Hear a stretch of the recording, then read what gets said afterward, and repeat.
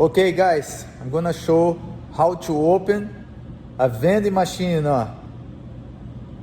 It usually comes with this key here.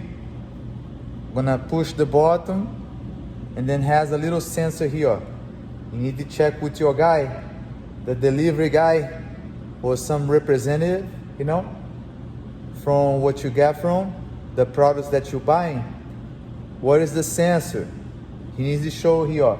On this machine here, the sensor is just right here. On this little shade over here. So you push the button, you hear the noise, then you pull. Finally, open. And to close,